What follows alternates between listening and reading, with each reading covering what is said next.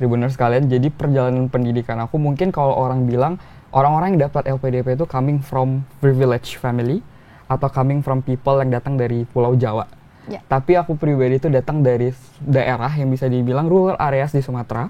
Jadi aku datang dari Duri, kalau teman-teman tahu kota Duri di Provinsi Riau. Aku SMA di sana, SMA Negeri 2 Mandau, dan akhirnya aku mendapatkan SMPTN pada saat itu di Fakultas Kehutanan Universitas Gadjah Mada.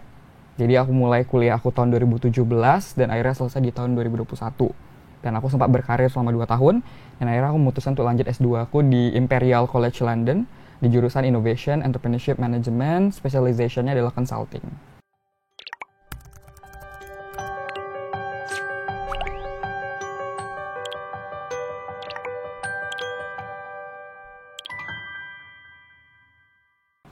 Halo Tribuners, selamat datang di Atalk, sebuah inisiatif Tribun News dan Sekolah Tech mewadahi pendidik, orang tua dan pegiat pendidikan untuk berdiskusi lebih dalam terkait pendidikan di Indonesia. Dan saya Alma Diva, senang sekali dapat berjumpa kembali dengan Tribuners di seluruh Indonesia. Dan Tribuners, pada episode kali ini sedikit berbeda, di mana sebelumnya kita berdiskusi dengan pendidik, penggiat pendidikan dan juga expert. Kali ini kita berdiskusi dengan seorang Gen Z. Beliau merupakan alumni penerima beasiswa LPDP dan juga Digital Content Creator. Mari kita sambut Kak Haris Hendrik.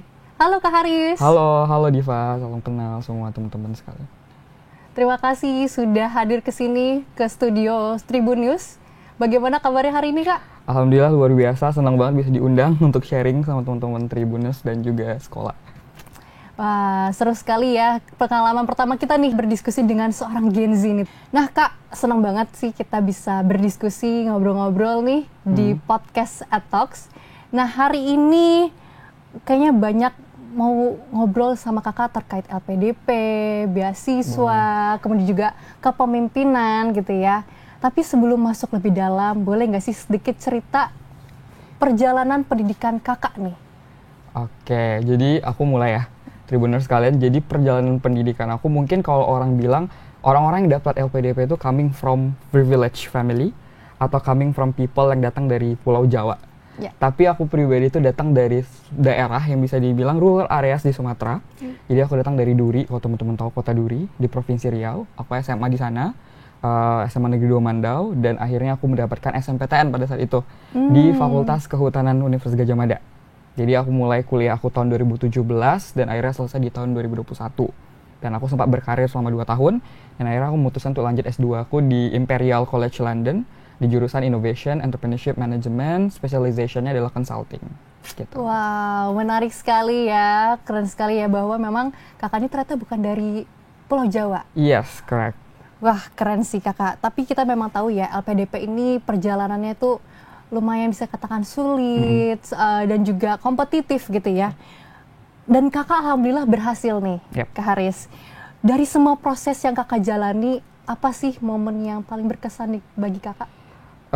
Momen berkesan tuh kayak berusaha untuk mendobrak insecurities di awal. Karena ketika kita daftar suatu program, pasti kita mempertanyakan worth it kita. Capable nggak sih kita untuk melakukan ini gitu. Dan pada saat itu aku juga mempertanyakan kapabilitas aku. Kenapa aku mau S2 dan kenapa aku harus dapat di kampus ini dan lain sebagainya. Kenapa beasiswa LPDP. There are a lot of questions coming at that time. Dan pada saat itu akhirnya aku merasa bahwa proses perjalanan yang mengesankan itu adalah prosesnya itu sendiri. Jadi ketika aku udah keterima LPDP, itu something yang very unforgettable experience. Tapi ada momen aku ngerasa perjuangan yang aku lakukan mulai dari ngantor dari jam 9 pagi sampai jam 6, terus aku harus bimbel dari jam 8 sampai jam 10, aku latihan soal sampai jam 2 malam, dan itu aku lakukan hampir tiap hari selama 1 bulan, dan ternyata itu dibayar lunas dengan lolos LPDP. Jadi aku ngerasa yang mengesankan perjuangannya sih. Wow, jadi banyak ya proses yang kakak jalani, yang kakak perjuangkan gitu ya untuk mewujudkan itu. Tapi apa sih Kak motivasi kakak sendiri untuk mendaftar LPDP? Motivasi aku sederhana adalah aku ingin mengenyam pendidikan setinggi yang aku bisa. Dan aku ngerasa bahwa aku the first generation of my family, generasi pertama di keluarga yang bisa kuliah dan bisa untuk dapat kuliah setingginya sampai S2. Dan pemerintah udah nge-provide banyak opportunity buat mahasiswa, buat pelajar, pemuda, dan aku ngerasa agak bersalah kalau aku tidak memaksimalkan kesempatan itu. Gitu sih. Luar biasa sekali dimotivasi kakak nih. Kayak tepuk tangan dulu kali ya sedikit ya. Keren. Tapi kak, menurut pengalaman kakak sendiri ya, apa sih hal yang paling penting gitu yang harus kita persiapkan? Mungkin Tribuners yang ingin mendaftarkan beasiswa juga, mungkin LPDP atau beasiswa lainnya, apa sih kak hal yang terpenting dipersiapkan?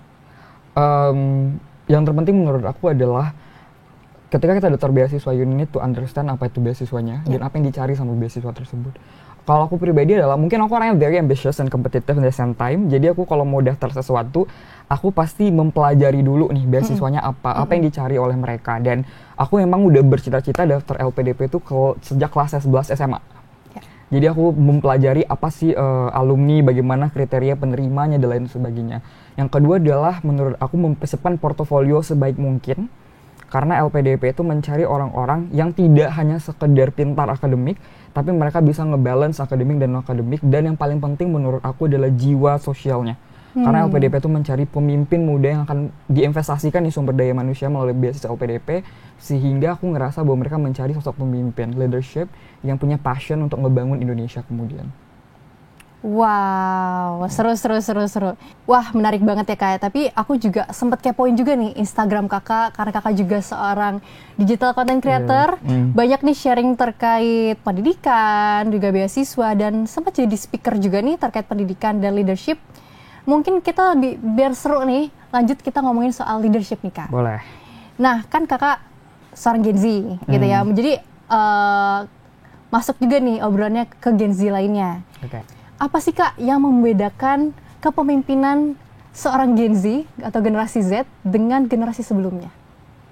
Oke, ini tanpa mendiskreditkan generasi-generasi sebelumnya, tapi menurut aku generasi Gen Z ini, dan aku pribadi adalah part of Gen Z, aku ngerasa bahwa kita tuh lebih tech savvy, jadi kita tuh bisa ngelihat atau menyelesaikan permasalahan atau problem itu dengan berbagai angle dan perspektif.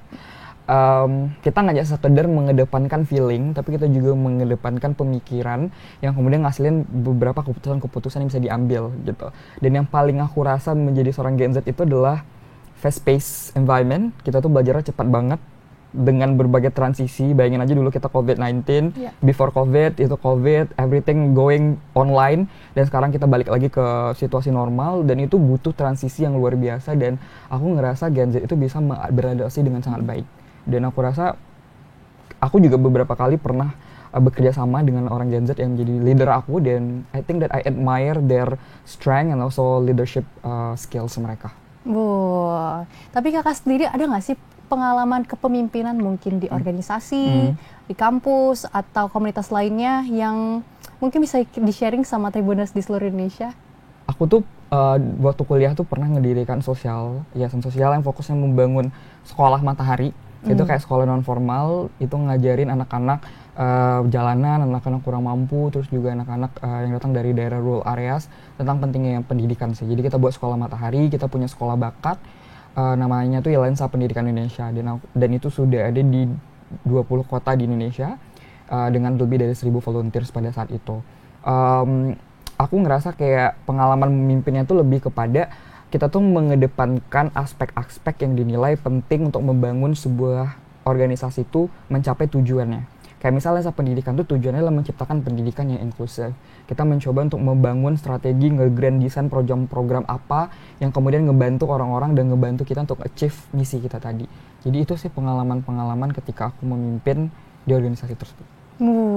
Berarti kakak setuju dong ya kalau leadership ini penting dimiliki oleh Gen Z? Aku rasa bukan hanya dari Gen Z, semua orang butuh yang namanya leadership skills.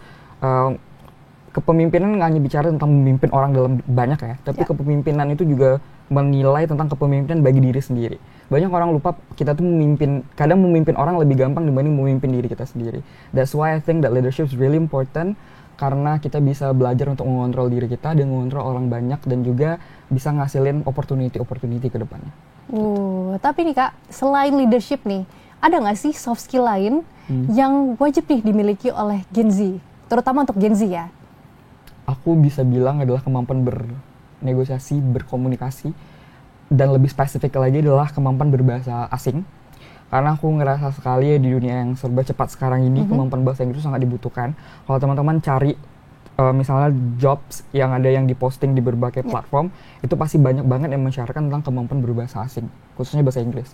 Jadi aku rasa Gen Z harus sih menguasai ini, karena ini bukan suatu kemampuan. Kalau zaman dulu mungkin orang bisa berbahasa Inggris adalah suatu kemampuan yang mewah, tapi di zaman sekarang itu adalah kemampuan yang bisa bilang bare minimum.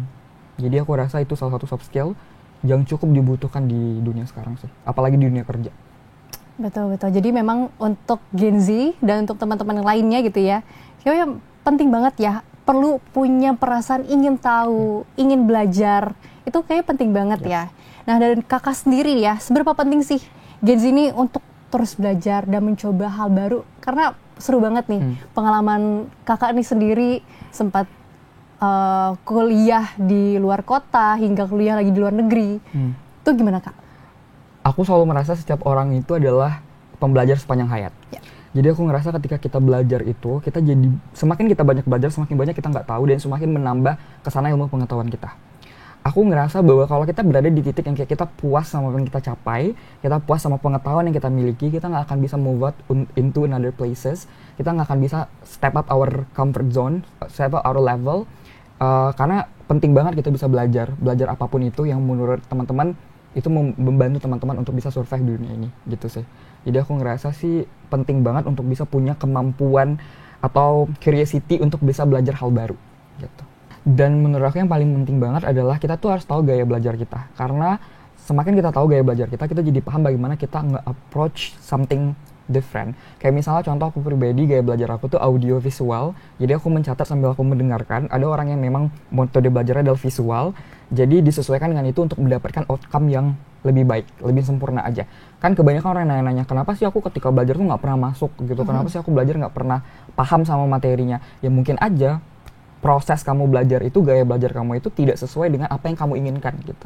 Jadi apa yang otak kamu atau pemikiran kamu butuhkan pada saat itu. Dan aku memang tipikal anak yang audio dan visual tuh digabung, kinestetik ya kalau kita bilang, correct me if I'm wrong. Jadi aku memang harus tahu banget cara belajar itu seperti apa. Wow, jadi memang penting ya mengenali diri juga ya Kak? Bener. Dan betul sekali, mungkin kalau Kak Haris mungkin gaya belajarnya itu audio visual dan juga kinestetik, aku pun juga bisa dikatakan kurang lebih sama ya. Mungkin teman-teman lain ada yang berbeda. Mungkin teman kita ada yang senang belajarnya di tempat yang sepi, atau aku senangnya belajar bersama teman-teman, atau sambil dipraktekkan secara langsung. Setiap siswa itu memiliki gaya belajar yang berbeda-beda. Dan sekolah pun percaya bahwa setiap proses pembelajaran yang sesuai dengan gaya belajar setiap siswa merupakan hal yang penting. Dengan itu, sekolah menerapkan pendekatan yang personal dengan asesmen psikologi berteknologi canggih untuk mengetahui gaya belajar dan diterapkan pada proses pembelajaran, sehingga proses belajar lebih mudah dipahami dan bisa mencapai impian mereka. Mungkin seperti Kak Haris juga nih bisa masuk PTN favorit. Amin ya, kita doakan. Nah Kak Haris, terakhir nih ya, sebagai penutup untuk Tribuners yang ada di seluruh Indonesia, boleh dong kasih tips supaya Tribuners bisa tetap menyeimbangkan antara akademik dan akademik. Tadi kan kakak sempat sebut nih, selama di LPDP itu penting banget. Boleh dong dikasih tipsnya? Jadi menurut aku yang paling penting gini Alma, jadi kalau misalnya kita mau dapetin yang namanya penyeimbangan antara akademik dan akademik itu, kita harus tahu dulu tujuan goals kita tuh apa. Misalnya contoh kalau aku pribadi, emang aku passion di bidang yang misalnya let's say waktu kuliah tuh aku ingin banget jadi mahasiswa berprestasi. That is why aku tuh ikut kegiatan-kegiatan yang memang membutuhkan hal itu. Misalnya aku ikut MUN, aku ikut debate, aku juga menyeimbangkannya dengan mendapatkan IPK yang baik gitu.